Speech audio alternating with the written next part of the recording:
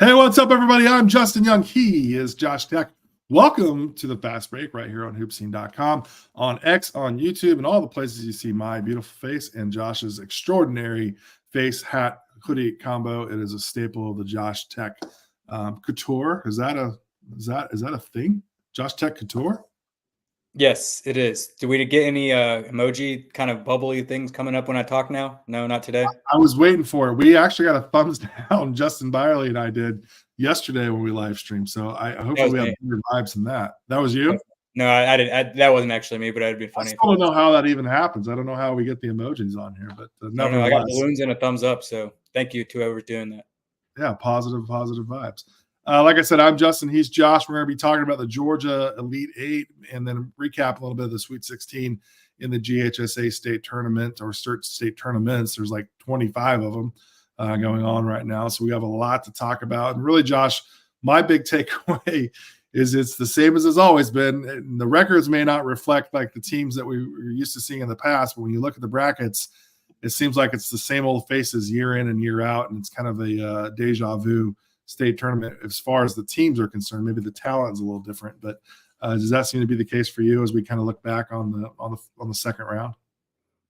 I think that is 100% the case in 7A. I think when you get down to some of the other classifications, it's maybe a little bit different. You get a little bit more variance. But in 7A, boy, oh boy, like it is just the brand names of Georgia basketball advancing through. Yeah, the brand names. That's a good way of putting it because it is. Like, these are the teams that are more national peers. We'll be like, hey, does X school have any players that I need to see? These are the teams that advanced. Well, let's go. Let's start there. Actually, let's just start with 7A, the biggest classification there in the state, and really like your big takeaway. And I'm kind of looking at the brackets. If you see me looking down, is what was the storyline really of round two for you? I know you went to the Wheeler game. What did you kind of take away from that whole experience? I think when I look at this bracket, the general takeaway is it's like we said, it's a lot of the same names that we always see at this round. Like you look at, Wheeler, Grayson, McEachern were not surprises because they were three of the best teams, if not the three best teams in Georgia all season.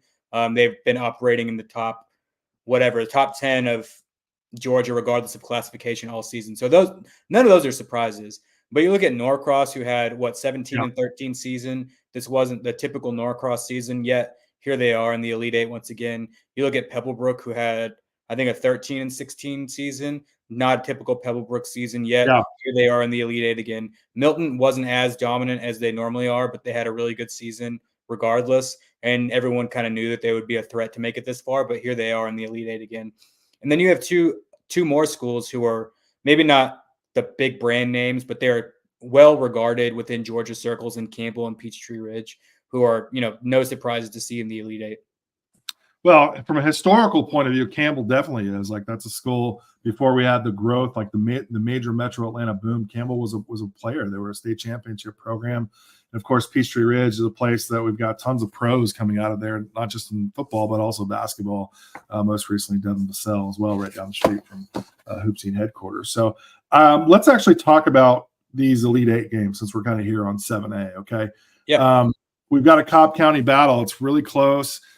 You've got Smyrna against Holt Road. You've got Campbell and Wheeler going head-to-head, James Gwynn and his crew. It's kind of the David Clark game. David Clark, their star player last year at Campbell, transfers over to Wheeler, doesn't really play a lot for the Wildcats, and now they face each other head-to-head. And James Gwynn, really a Mount Rushmore Atlanta basketball coach, playing Larry Thompson of the storied Wheeler program. And this should be an interesting game. I feel like Wheeler has to be the definitive favorite, and understandably so, and they probably deservedly so. But we know that James Gwynn's teams are never one to sit there and stand in the middle of the ring and take punches on the chin. I feel like this game will be physical. I feel like it'll be well guarded. Wheeler probably better than anybody outside of the program. What is your kind of analysis going into this matchup between these two Cobb County programs? It is just a matter of what Josh Hill can do for Wheeler. He has been on a tear this season. His jump shot is like legitimately a weapon. When I saw him in June, I saw him hit a couple shots. I was like, okay, cool. If his jumper's looking like this, he's gonna have a good season. And it's just progressively gotten better and better. Like he is. He might have usurped Ricky McKenzie as the best shooter on the team at this point because he is just lights out. If he gets a shot from the top of the key for three, I feel like it's going in all the time. If he gets a mid-range shot coming off a screen, I feel like it's going in all the time. So it's just Josh Hill and his difference-making ability at his size. What he's like 6'10", 6'11", really long, kind of lanky kind of player. So I don't know if Campbell has anything that can really stop him. Yeah. One note for Wheeler is that it looks like Coda Subtle is out. I believe he has just a minor knee injury that's more of a preventative deal than an actual, like, he needs to rehab and all of that stuff. I think it's just more of let's just worry about him getting ready for spring and all that stuff rather than trying to push it in a state championship or for a state championship. So he's out for the playoffs?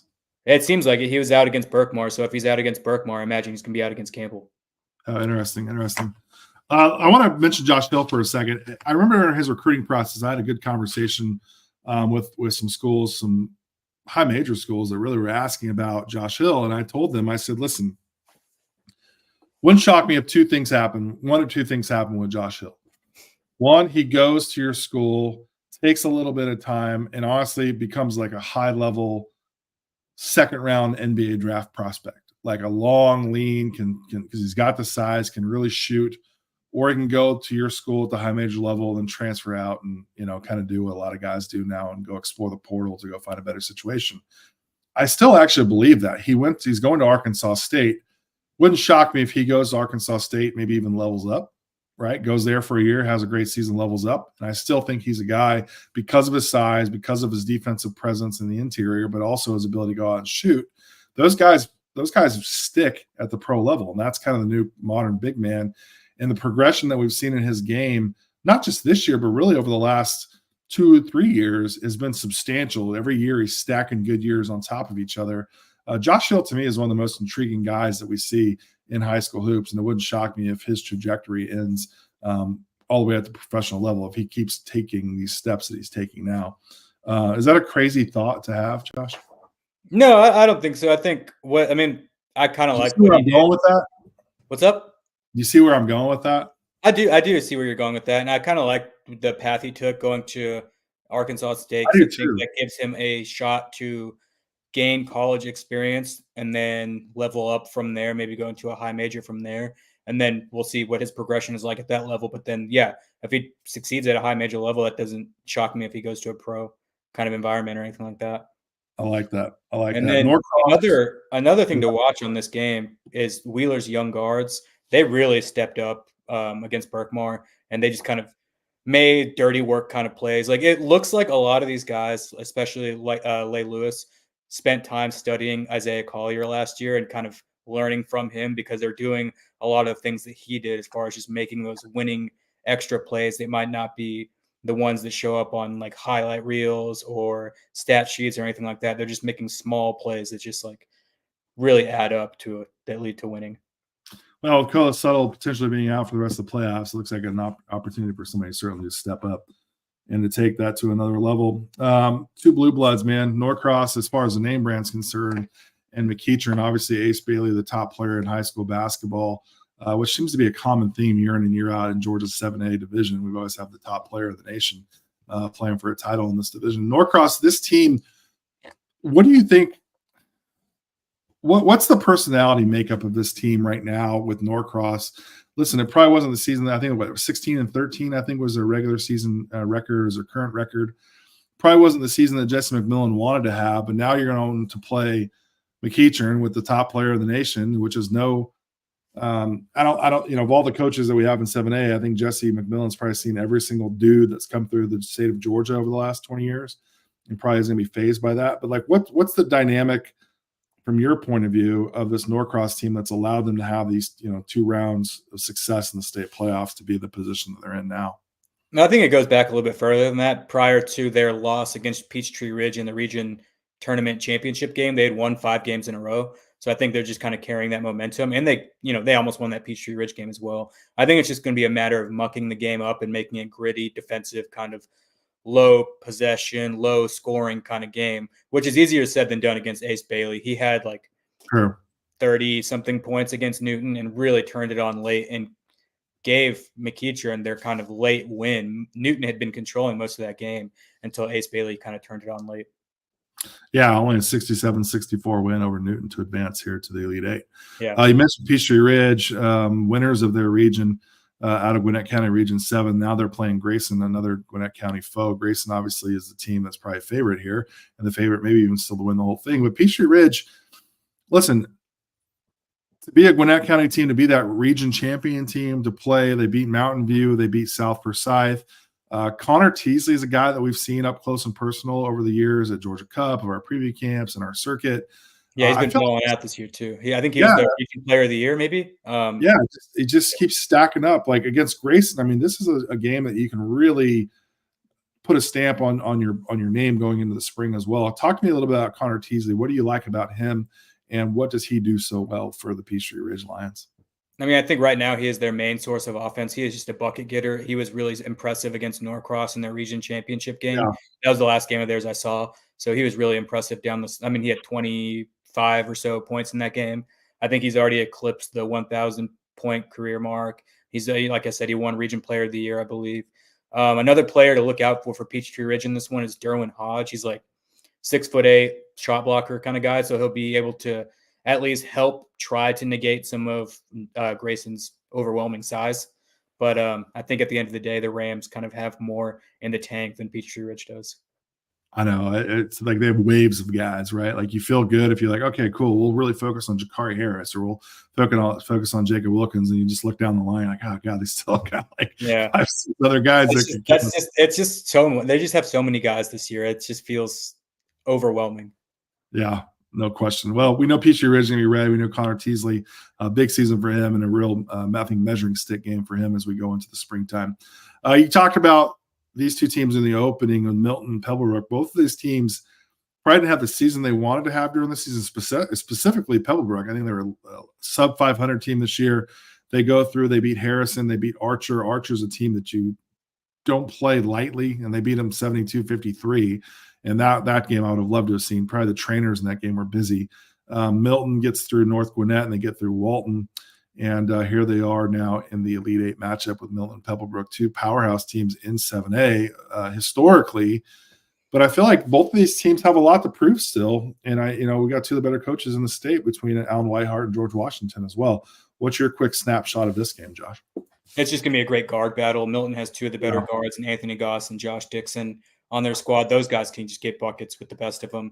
And then Caleb Thomas is one of the better guards at Pebblebrook. He's a guy that's kind of been maybe fallen under the radar a little bit because Pebblebrook didn't have that typical Pebblebrook season.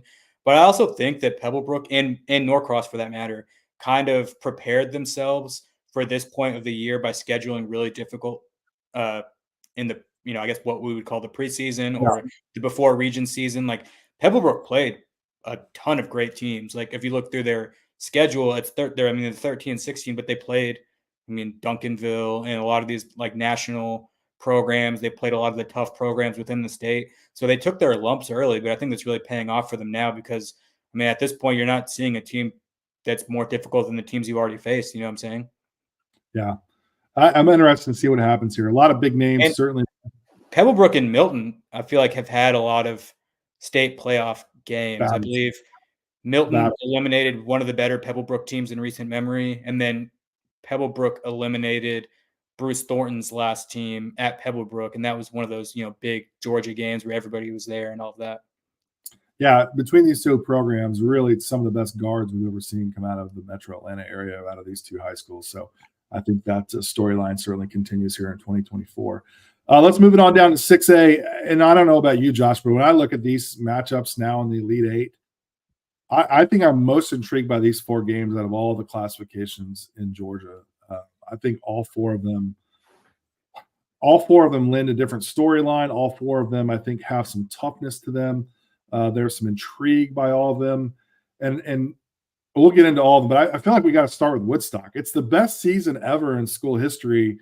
The program up 575, the Wolverines, Eric Blair's first year there, certainly laying the groundwork for hopefully what for them is a great future.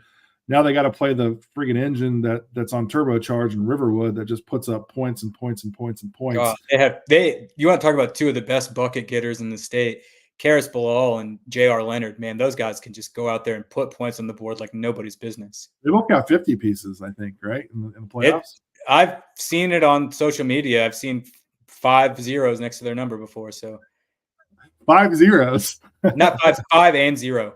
5-0. God, I was saying that's a lot. Not 5, whatever that would be equate to. But they put up big numbers regardless. I need to go through and check all of that, but regardless, those two guys can get you a bucket.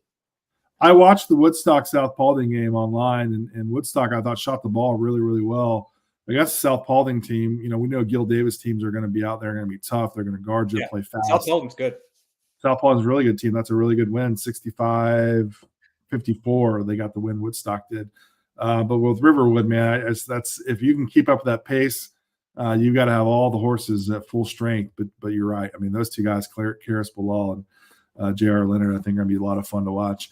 Of these other 3 games, we've got Grovetown playing Alexander, Woodward Academy playing Douglas County, and then Langston Hughes playing Jonesboro. Which of those 3 games intrigues you the very most?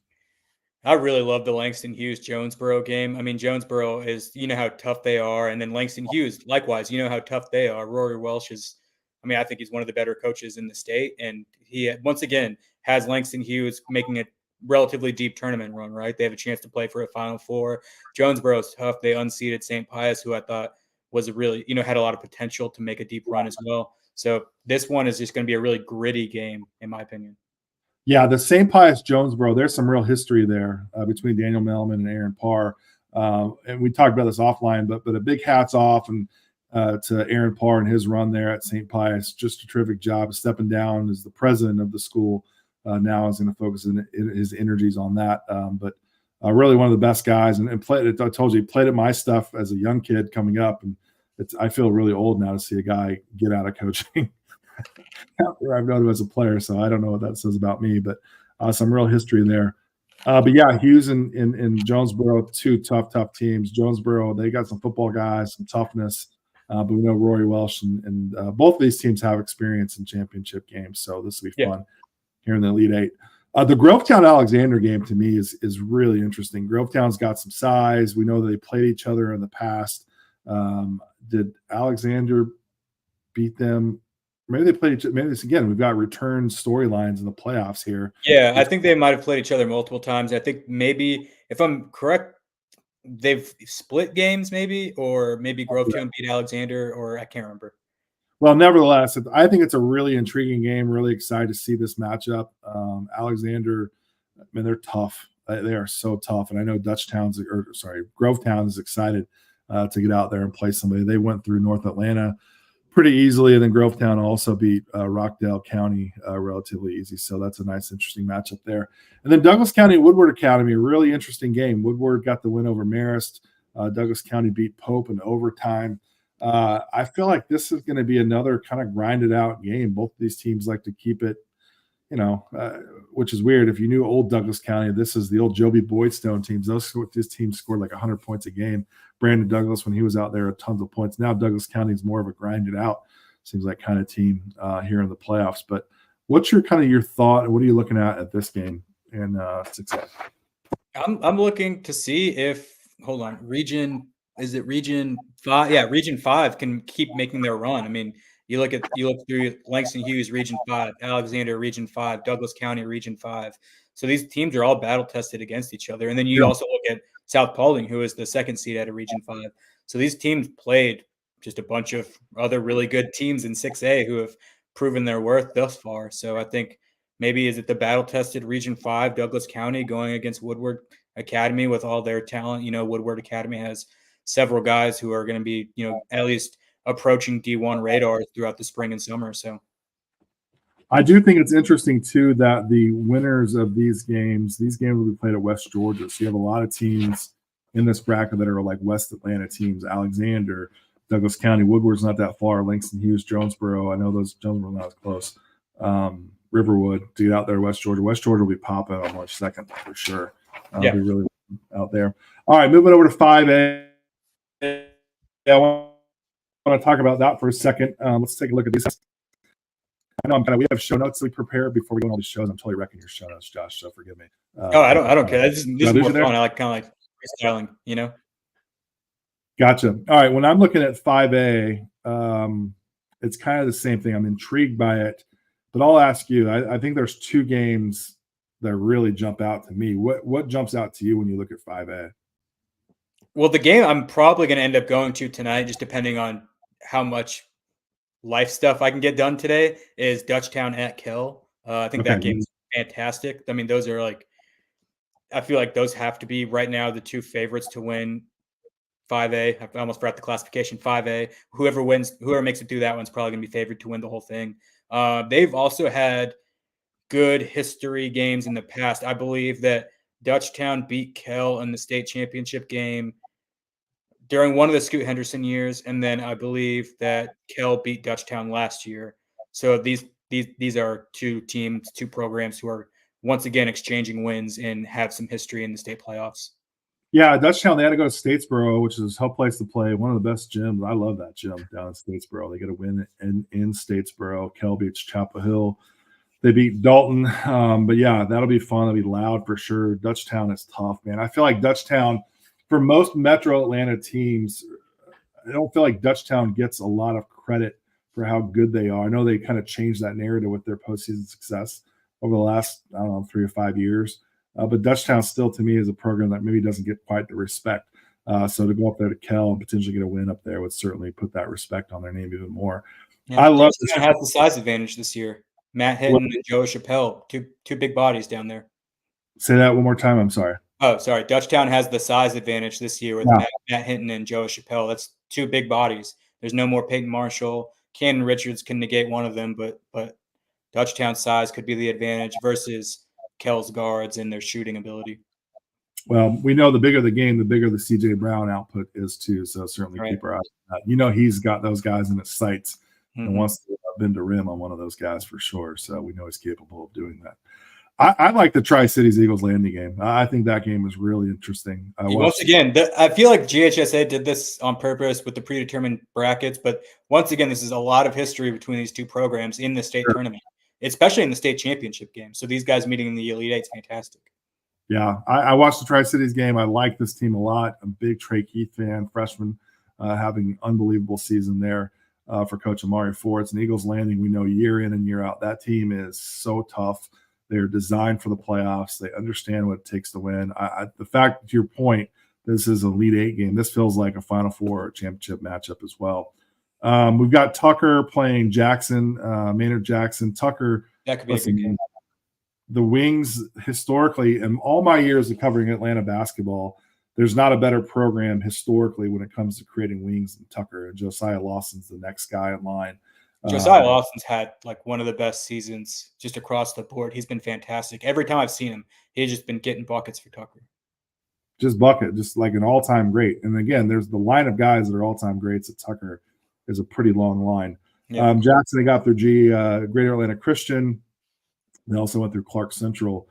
Two no easy games, 67, 64. Jackson's got two guards that can get you a bucket too, and Cassius Watkins and Yusuf Boyer. Those guys can get as hot as anybody. So if you see Jackson advancing to the Final Four, don't be surprised. I love it. Tucker's done pretty easy work with two 20 and 30-point wins so far in the playoffs. And then this game, okay, so a couple things in my life.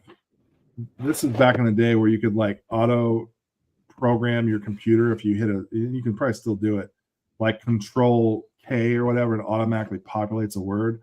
So when I first got into this, I covered Duke basketball, and I could never spell out Krzyzewski. So I automatically typed out, or I programmed it. Can I try and spell it right now without looking? Go for it. KRZYZEWSKI. I don't even know. I'd have to look it up because I always hit Control K and it automatically spelled it. What I also did is I automatically spelled out Winder Barrow and Warner Robins because both of these schools, Winder Barrow has the dash, Warner Robins doesn't. And when I first moved to Georgia, I would always put a dash on Winder Barrow or Warner Robins. And so anyways, I always screwed up. So the fact that they're playing each other now for me personally is a lot of satisfaction in a very weird, really weird way. Winder Barrow, honestly, this has got to be one of their best program or seasons they've ever had in school history. Certainly, I mean, they've had a lot of good success recently. But yeah, this is certainly one of the better ones right now. And I like that this is a north side versus south side matchup. Yeah, I mean, Wander Barrow put 94 points up in the second round, if I'm reading that correctly. And then Warner Robins, where is that game going to be at? Let me see here. That game must It's at be. Wander Barrow, so they got to go up. They got to go up north. Yeah. Yeah, I'd say Warner Robins is a tough place to get a win. But that was gonna be a lot of fun. Any thoughts? I don't have a lot of thoughts on this game. I'm not familiar with both these teams like I should be. Yeah, I'm gonna favor Wander Barrow in this one. They've got plenty of guys that can hurt you. They've got some really good talent, some good young talent on that team to look out for in the coming years. So I'm gonna give them the edge just because of home court advantage. I love their coaching. I love their young talent. I'm just gonna go ahead and go with Wander Barrow. I love it. All right, let's move on down to 4A real quick and take a look over here. Let's start back at the Sweet 16 and really one of the best games that we knew that was going to be on the calendar, and that was Holy Innocents against Pace.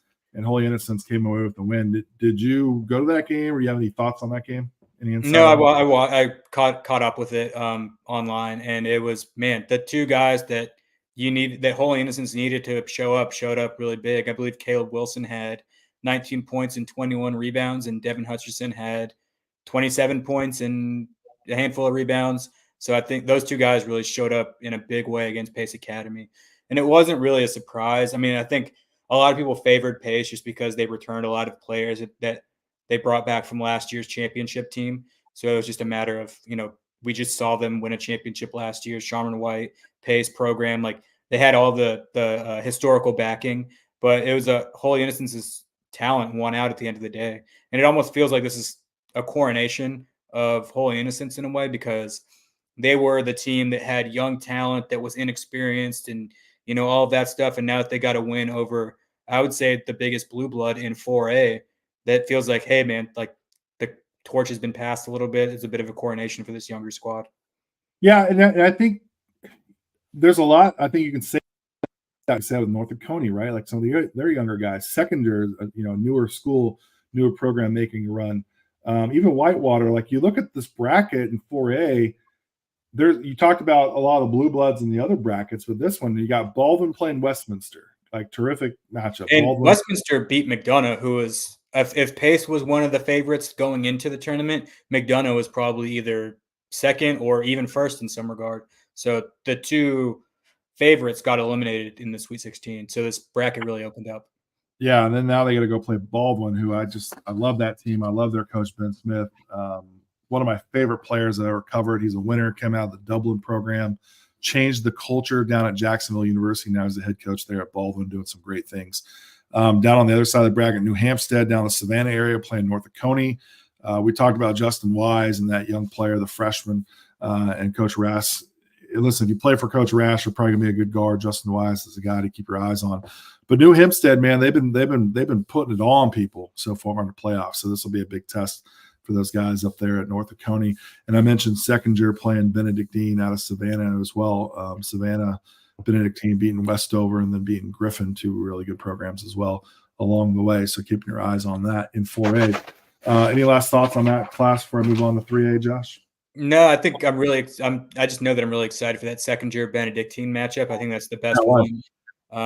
Well, Seconder, like you said, I think this is their second year as a program. They've got a lot of talent. They got a lot of young talent. That's kind of a run that could really cement them as a name to watch as a newer program. And Benedictine has Caleb Jones, who's one of the better scorers. He played with us with the Atlanta Celtics at Bob Gibbons. And he had a really great season at Benedictine last year, and he's carried that over this year. So I think it's going, Savannah with their, massively talented player versus a new program who's got a lot of, likewise talented players on their squad. So it's just a really interesting matchup. I like that. When we look at 3A in the brackets, there's a matchup that I know that you've got circled that you got your eyes on. Talk to me.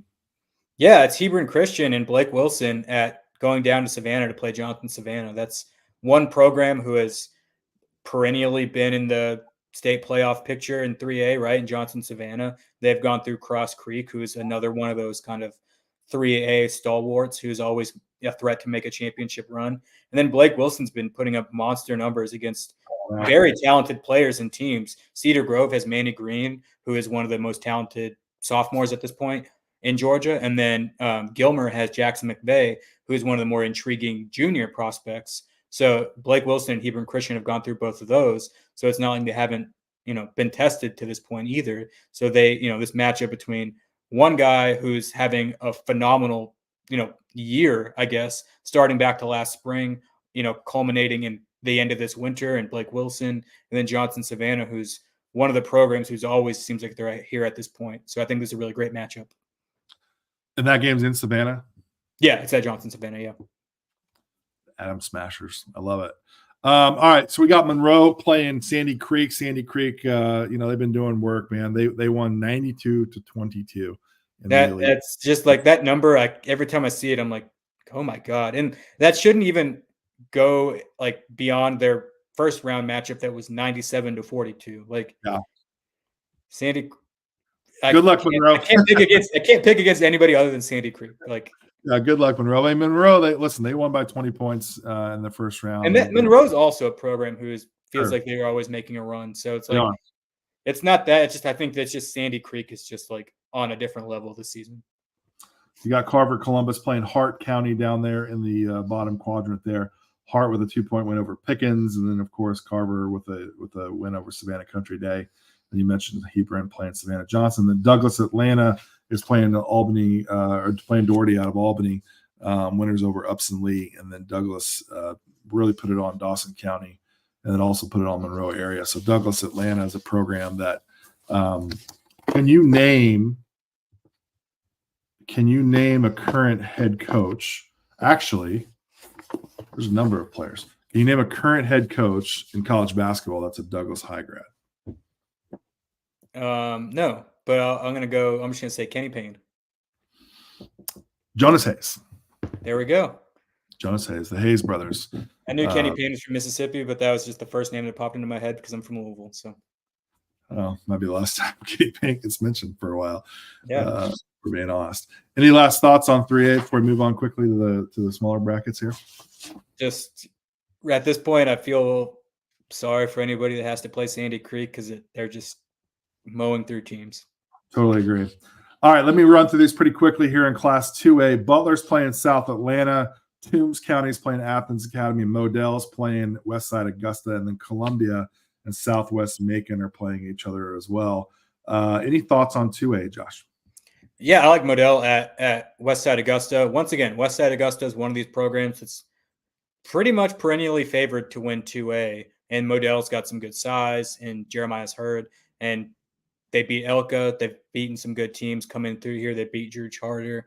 So just like years of history at this point at being a 2A championship favorite. So that one's probably the game of the Elite Eight and 2A for me. But then you look down at Columbia at Southwest Macon. Southwest Macon has Tobias Rice, big body with a lot of talent. Columbia, once again, got a lot of history on their side, got a lot of program experience. They've been in this position before. So there's a lot of low-key good matchups in this game. Yeah, a pretty good North Cobb Christian team as well. Columbia did to get to this point. I like that matchup a lot. It should be a lot of fun to keep your eyes on. South Atlanta against Butler, also interesting. South Atlanta, another program that we see quite often here. Yeah, and honestly, one of the better teams in the classification all year long. So, yeah, Class 2A is interesting, actually, like really interesting. If you're looking for like a sleeper, this is a good one. I think you can get into that championship game or the Final Four will be played down in Milledgeville at Georgia College, which is one of my favorite places to go down and watch the game. So is Class A Division I will be there at Georgia State as well. Let's run through this. Pelham's playing Paideia. Savannah's playing Darlington. Mount Pisgah's playing Bleckley County. Mount Vernon playing East Lawrence. Some powerhouses still here in this Class A Division I. What matchup stands out to you? I'm looking forward to that Paideia Pelham game. I think it's just, once again, this could be a coronation kind of game. Paideia's got a lot of really young talent who has been through the grind this season. So if they can keep it going and make the Final Four, it feels like it could be like all right, Paideia's here and they're a real threat. Across the way, I look at Mount Pisgah. First year coach Matt Hicksonball moved on to Westminster. They got a new coach. They got a new program. They're really thriving in this playoff run. They played a ton of teams. If you look at Mount Pisgah's record, it might not be as great, but it's because they really tested themselves, and it's proving to be beneficial right now at this point because they're here in the Elite Eight once again. Mount Vernon down at the bottom right is the favorite to win it all. They're showing that they're the favorite by kind of just knocking off everybody that's in front of them. Look out for Mount Vernon. They're overwhelmingly talented in this classification. And then Savannah and Darlington might be the best actual game of the two. Both teams have some, good program history, some good talent on each side. So I think this one could have a lot of interesting storylines with teams advancing to the Final Four, and then one really great potential game with Savannah hosting Darlington. Help me with the name. Paideia, I watched them on film against Jasper County, a.k.a. Monticello. They've got a young guard, 6'3", 6'4". CJ Harper? No. Now you've gotten me questioning myself. I'm told this is an old man moment. No captain. CJ Harper. So really liked what I saw from him in the second round. All right, Class A, Division II. We've got Calhoun County playing Manchester, Green Forest Christian playing McIntosh County Academy, Macon County playing Clinch County, and then Portal playing playing Warren County. Portal playing Warren County. That's a mouthful, Josh. What matchup do you like the most here in this Elite Eight? I'm going to go with the Portal and Warren County game. That's programs with a lot of football talent, and let's just see who can win out in that one. Portal's got some players that I think are really talented. I think they could really make a run to the state championship game. And if there is a team that I could see unseating Green Forest, it's probably Portal. But, as always, I have to go with Green Forest as the favorite to keep advancing and keep taking control. They've got the size, they've got the experience. They play everybody throughout the regular season, so they're just tested more so than the rest of these teams are.